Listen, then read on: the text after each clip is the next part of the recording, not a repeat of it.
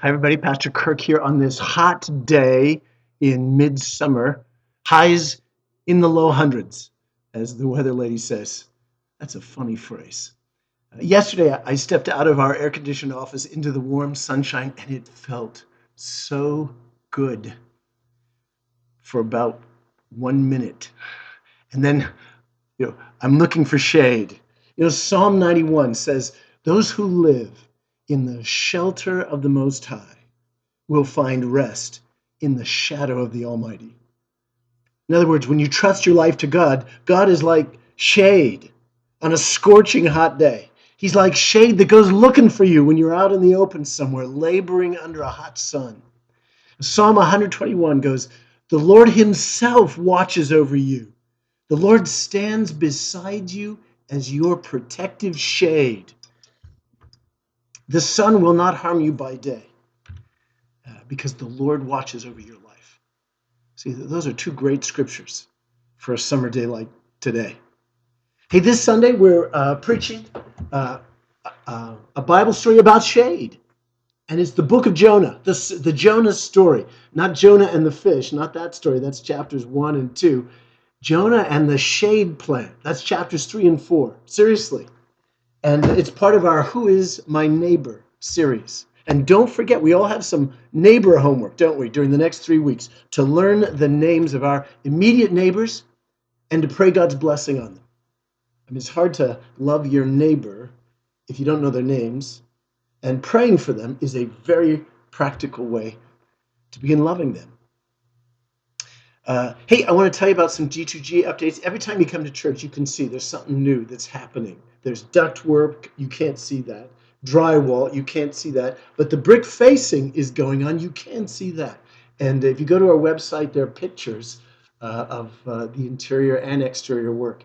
It's going to be a fabulous facility, isn't it? I know every one of us is excited. See, this is where G2G, generation to generation, this is where future generations, our kids, our grandkids, they're going to hear the good news. They're going to trust Christ, and they're going to begin their journey as lifelong disciples. Tal Jones, who chairs our G2G Stewardship Committee, he is inviting those who made 2-year pledges to please continue giving to the building fund even after your pledge is fulfilled. Just keep giving. We've gotten in the habit. It hasn't hurt us too much. Let's continue to write those checks. If G2G giving continues at the rate that we've enjoyed these past 2 years, this building will be completely paid off in 3 years' time.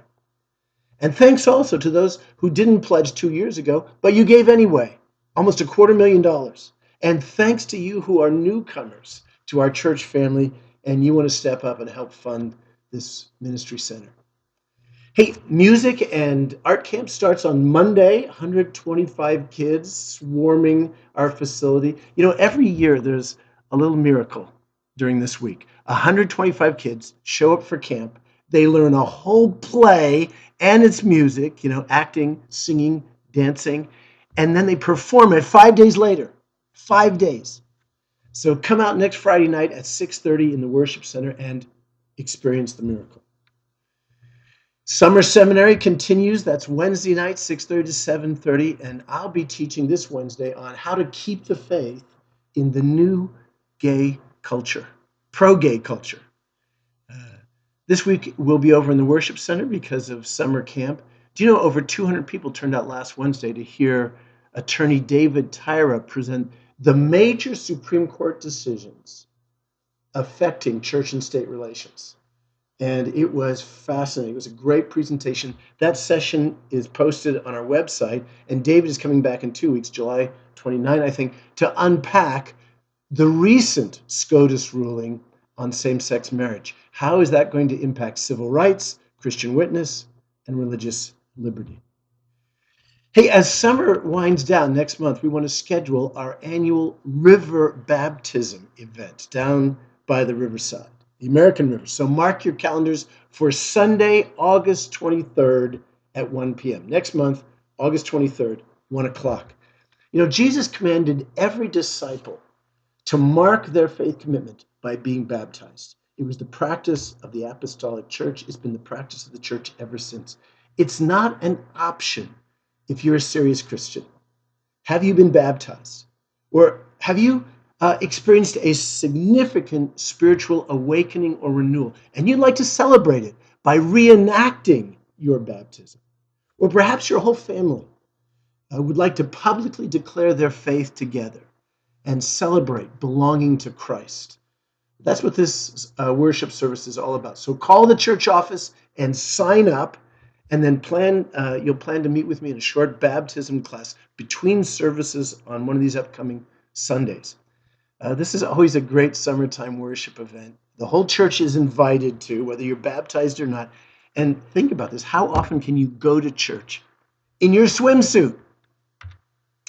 Power preaching in August, okay? Hey, next month, August, I've invited 4 Sundays. I've invited my pastor friends from 4 of Sacramento's most awesome churches to be guest preachers at FOPC. Parnell Lovelace, who's the founding pastor of Center of Praise, and he is one of the city's most beloved African-American pastors and preachers. Brad Franklin, the founding pastor of Lakeside Church in Folsom, and Lakeside is Folsom's biggest church, but Brad, really, where is the lake?